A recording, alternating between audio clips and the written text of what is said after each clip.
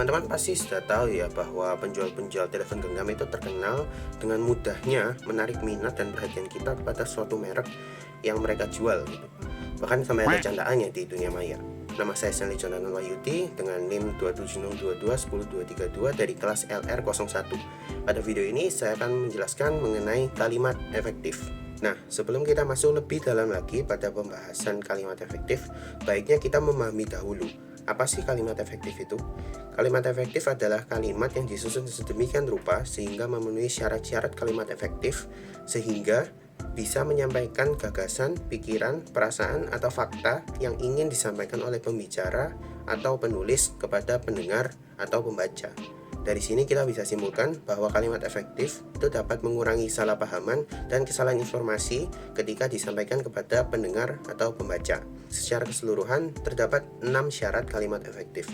Yang pertama ada keutuhan, kedua kesejajaran, ketiga kefokusan, keempat kehematan, kelima kecermatan, dan keenam kelogisan.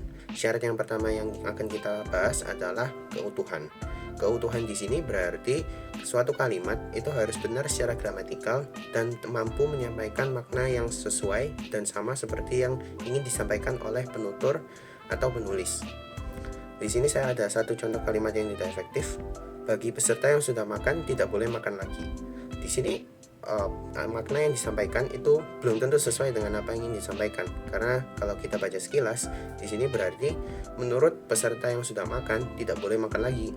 Kan tidak masuk akal, padahal yang ingin disampaikan adalah peserta yang sudah makan tidak boleh makan lagi. Syarat yang kedua adalah kesejajaran. Kesejajaran di sini berarti suatu kalimat harus memiliki bentuk kata yang konsisten dari awal sampai akhir kalimat. Sebagai contoh, apabila suatu kalimat ingin menjelaskan mengenai runtutan kegiatan, maka kalimat tersebut seharusnya menggunakan kata kerja dari awal sampai akhirnya. Sebagai contoh di sini saya punya satu kalimat yang tidak efektif. Rina sangatlah berbakat. Ia bisa menyanyi, menari, dan pedagang.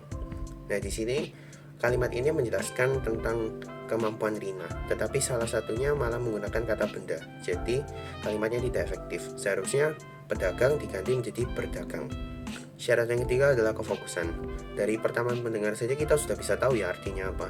Jadi suatu kalimat efektif itu harus bisa memfokuskan pembaca atau pendengar pada suatu topik inti, sehingga pembaca atau pendengar bisa mengerti apa sih yang mau disampaikan.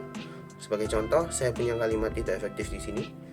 Barang itu Rina suka. Yang mana yang mau dijadikan inti pembicaraan? Barang itu apa atau Rina?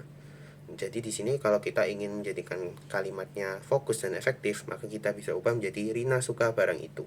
Syarat yang keempat adalah kehematan. Nah, kehematan di sini bukan berarti suatu kalimat efektif harus singkat atau pendek.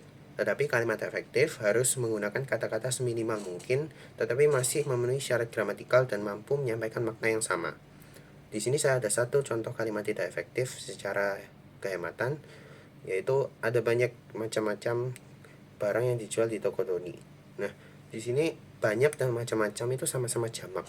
Dan ketika jamak dan jamak digunakan, terjadi pengulangan dan malah tidak efektif kalimatnya. Jadi untuk membenarkannya bisa dengan ada banyak macam barang yang dijual di toko Doni. Syarat yang kelima adalah kecermatan. Kecermatan di sini berarti suatu kalimat efektif tidak ambigu dan hanya memiliki satu makna atau tidak multitafsir.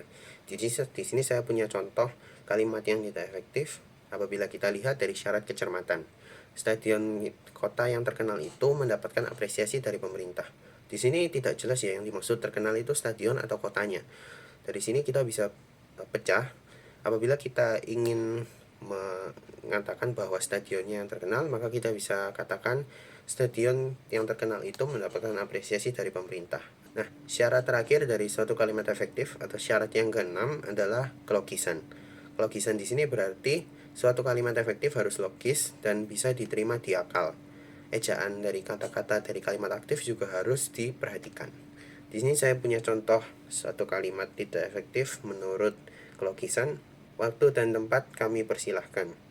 Di sini maksudnya gimana? Waktu dan tempat yang berbicara di depan atau apa gitu?